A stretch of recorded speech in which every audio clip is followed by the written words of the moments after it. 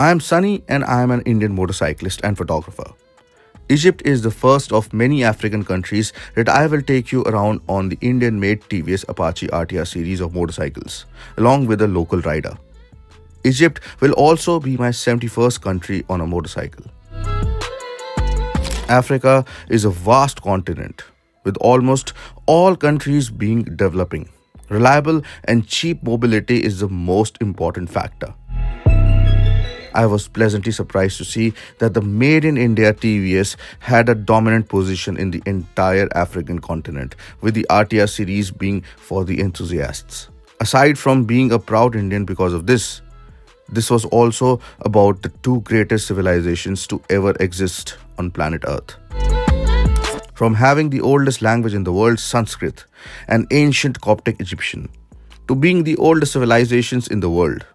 From having hundreds of gods and goddesses to having harbored two of the greatest cities on the planet, Alexandria and Patliputra, and many more. Because we are so old and wise, there is a certain respect that we harbor for each other, for being survivors, warriors, and innovators. Africa on Apache will be more about touching the surface of a few places in each country rather than a traditional road trip.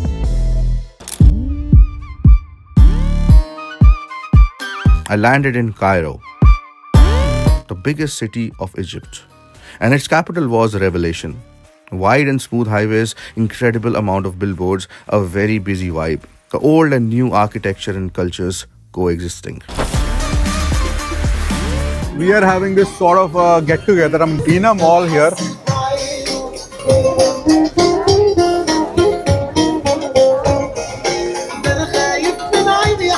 So we're riding a TVS Apache 200.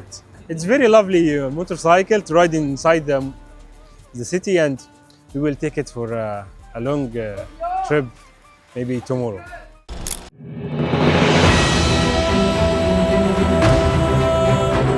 We flagged off from a swanky new TVS motorcycle showroom in Cairo near Giza, with Apache owners and motorcyclists attending it. Here in Egypt at the TVS motor showroom. And this is what this is all about, Africa on Apache.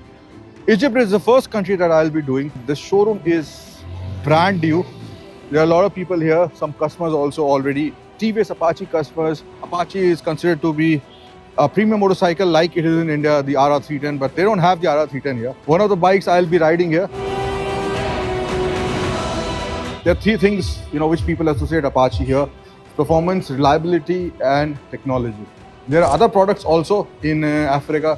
For example, this one, the XL 100. And, this is of course workhorse.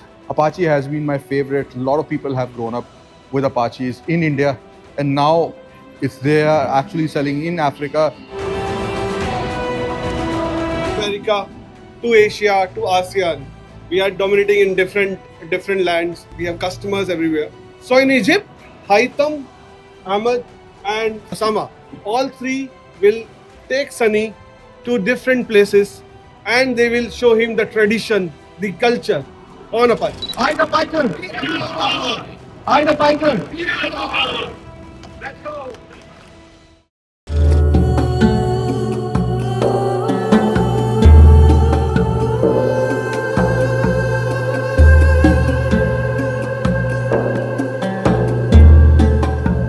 The first on the list for me was undoubtedly the iconic Nile River. Often labeled as the longest river in the world, the Nile is also the reason why Egypt exists.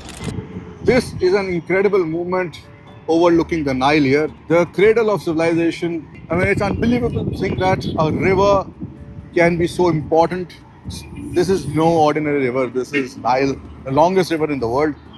And the reason why actually Egypt exists is probably because of the Nile.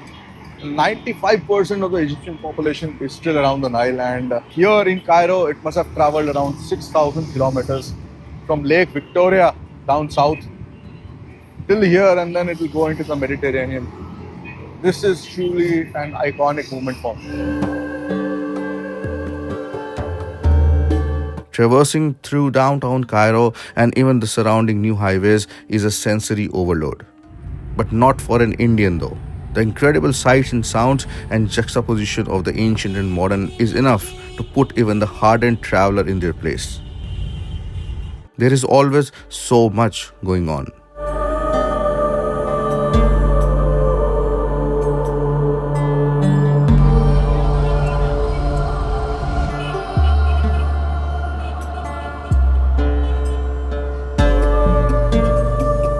The Khan El Khalili Bazaar is a 600-year-old complex which today houses an intense web of narrow lanes, artisan workshops, and an incredible amount of curiosities that you can buy. The best way to experience this is on a motorcycle. And what better than the nimble and precise TVS Apache RTR 200? This is the kiosk that very old civilizations are known for, because this is one of the oldest cities in the world, and right in the city center, look at this. The crazy, look at that, all that traffic. This place is too big to walk and too narrow for a four-wheeler, unless you are a local that can shout on top of your voice and have nerves of steel.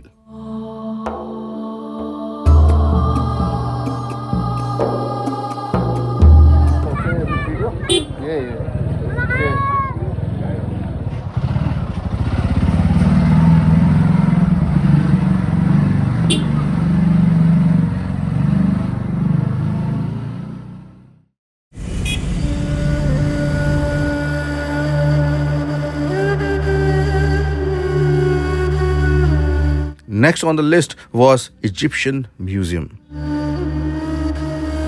With thousands of artifacts, it is impossible to see it in a day. However, it was customary to take a walk through this place, which houses many amazing artifacts dating back thousands of years, including mummies and many strange things that defy explanation even today.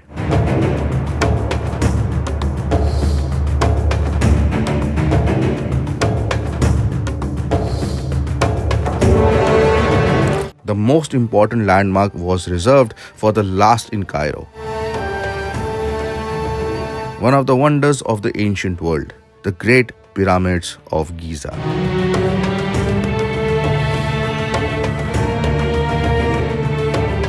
The first view of the pyramids was on the breakfast table on the rooftop of Haytham's hotel. Haitham, this is crazy.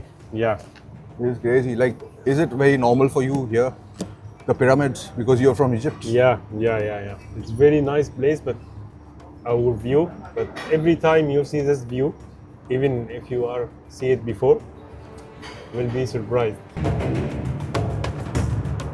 It is mind-boggling to think how many centuries, people, seasons, and wonders these pyramids have seen over 4,500 years.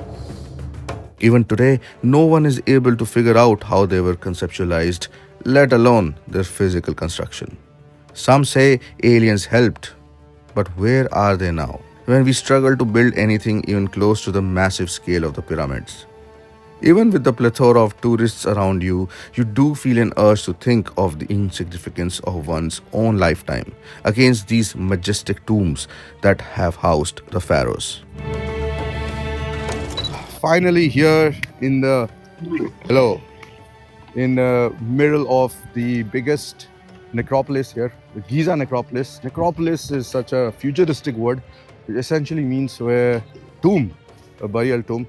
And this comprises of 3 pyramids, which are some of the tallest pyramids here in Egypt. Before heading out to the next big city in Egypt, Alexandria, I decided to go to another great pyramid complex, or necropolis as they call it here, the Dahasur and Saqqara Pyramid Complex. The bent pyramid built here was a result of an unsuccessful attempt to build a smooth side pyramid, the knowledge of which was used to build the nearby Red Pyramid, the first smooth side pyramid. This behind me is the Red Pyramid, which is the 3rd tallest pyramid here in Egypt. And this was actually not red. It looks a little reddish because all the white limestone or the stone, it was taken for buildings in Cairo.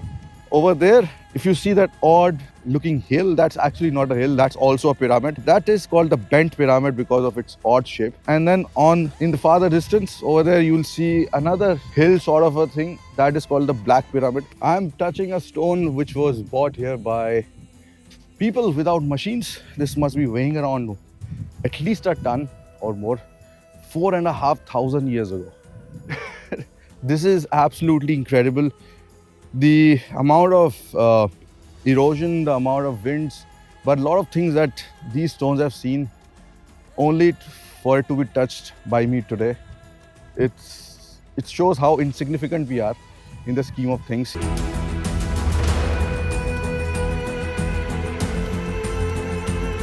And now it was time to ride to Alexandria, the second largest city in Egypt.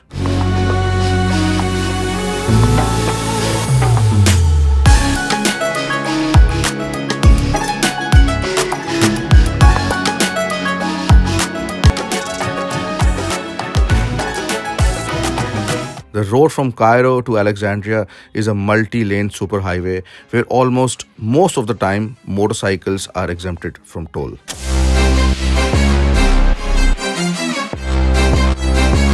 This is incredible. You can go as fast as you want.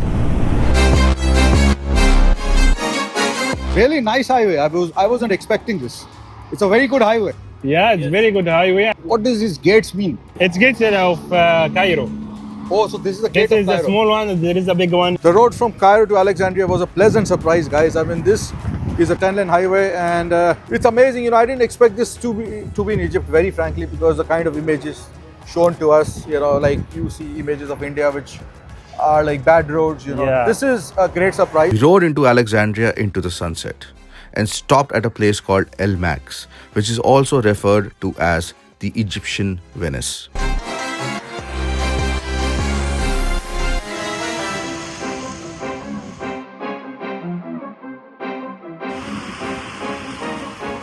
This is the Mediterranean. Yeah, it's the Mediterranean Sea and lighthouse. Yeah. One of the famous points in Alexandria 300 years ago. If any ships need to come to Alexandria, search for this lighthouse to know where they come. Our modern horse, probably in the olden times, you know, chariots used to Yeah. fly over here. Yeah. And yes, the Apache has done wonders today. You know, just full throttle on the highway, 200 kilometers, Yeah. More than 200, yeah. more than 200. Then in the traffic, I think Yeah. the advantage of this is it's got enough power. Yeah. Yet it's light enough, lickable enough.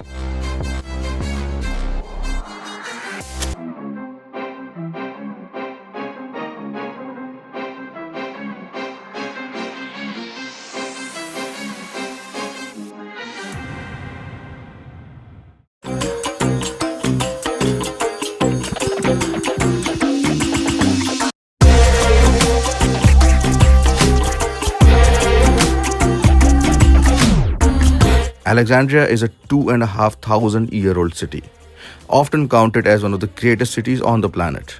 It was founded by Alexander the Great. This city was the cultural and intellectual center of the ancient Mediterranean. The architecture here is a mix of many styles and centuries, from Georgian to Victorian to mid-century modern. Alexandria's vibe is completely different that of Cairo's. With the Mediterranean breeze always hitting the town, it feels much more vibrant. This is one of the most iconic places behind me, the Mediterranean Sea. It is where one of the ancient wonders of the world used to be, the lighthouse of Alexandria, which was, I think, one of the tallest structures made by man for centuries.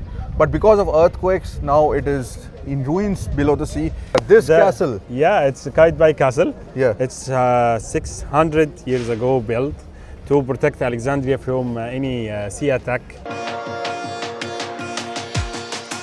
It was tough to believe that I was riding an Indian-made motorcycle in one of the greatest cities on the planet out of India. From Patliputra to Alexandria, the TVS Apache and the humans of Apache have slowly shown their strength to the world. this is the world's first planned street, and I'm in Alexandria.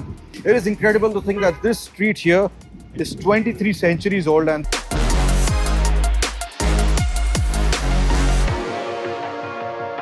Now it was time to head to the desert oasis of Fayum down south. That would be our last but most magical destination in Egypt.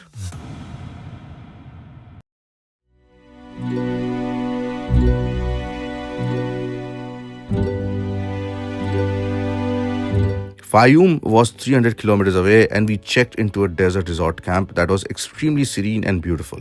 It was pretty cold, and a campfire was made for an excellent end to the day.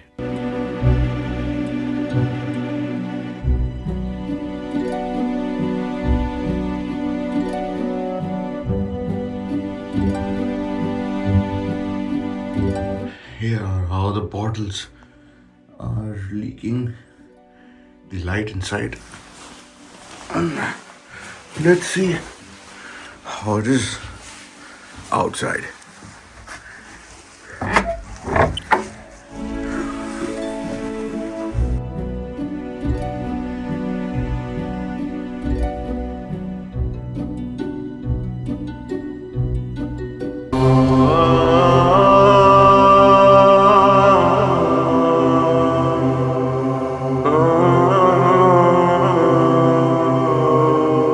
The TVS Apache RTR looking beautiful in the diffuse twilight. I took a stroll until the sun came up. This is one of the greatest morning sunrises of my life. Although the sun is muted because of the clouds, but this is the Fayum oasis in Egypt.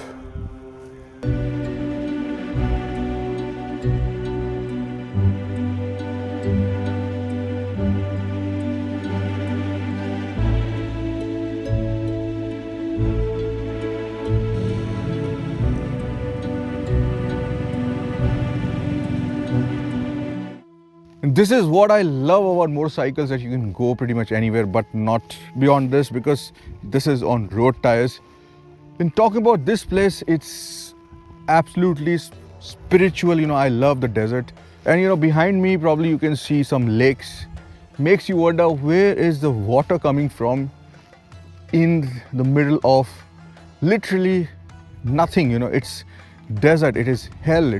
But man, this is beautiful, and this region is one of the oldest inhabited regions, I think, in the entire world. Why? Because the first road ever built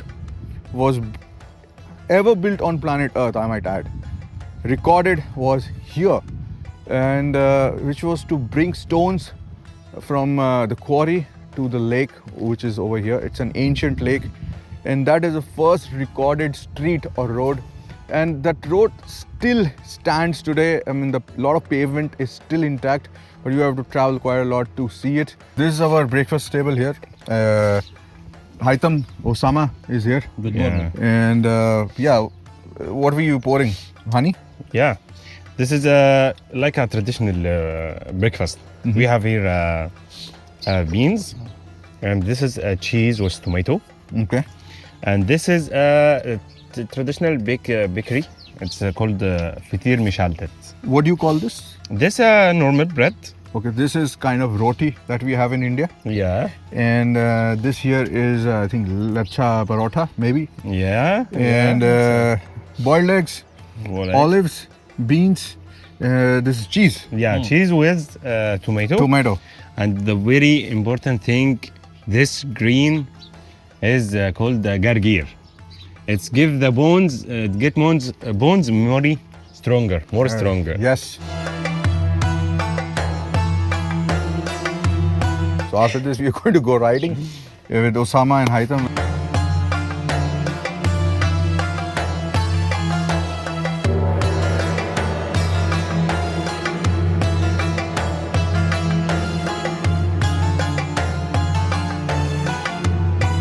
So this area, was it under the sea? Yeah, under ocean for thousands of years. Okay. So far away from the waterfall, it's around 10 kilometers. I was surprised with the Apaches, making it so far on sand, Yeah, on these kind of tires. the performance will be at the same until the end of this trip. Yeah, absolutely. Yeah. All right, time to see some water Yeah. in desert, and not just water, waterfall.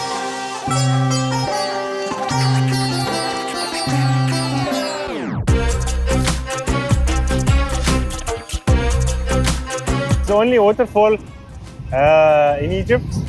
There is another one 1,000 from here, 1,000 kilometers from here. 1,000 kilometers. And this waterfall made this lake. View and landscape, you smell the water here, and you find the wind, and you Lot of energy. Yeah, a lot of energy. Moving water is a lot of energy. Yeah, yeah, And like our Apache RTRs, Yeah. which we rode till here. yeah, And then we also took them on sand. yeah. Really nice. And Egypt has so many beautiful things in the middle of desert where you don't expect Yeah, yeah, too yeah. much.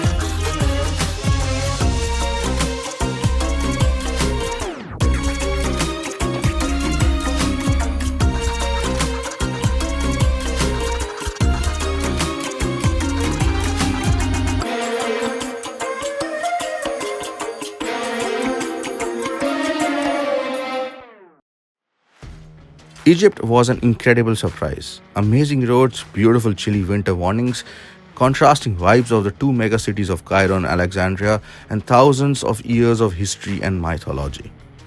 The TVS Apache RTR proved to be an amazingly reliable and powerful machine for all of us to enjoy what these few days in northern Egypt had to offer. But there is one last thing before I leave this ancient civilization for my own. Not experiencing the motorcycling culture of a country would be a sin. And I was glad that I made it to a Friday meetup. This day is a holiday in Egypt, and I was blown away by the kinds of motorcycles I saw there and the passion for speed, power, and style that Egyptians have.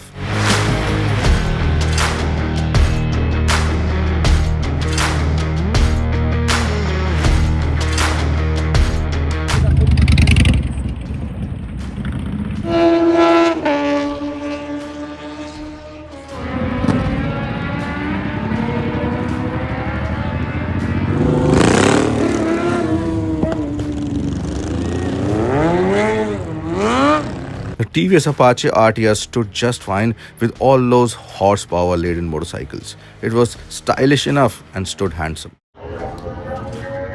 He liked Apache because their ability and performance.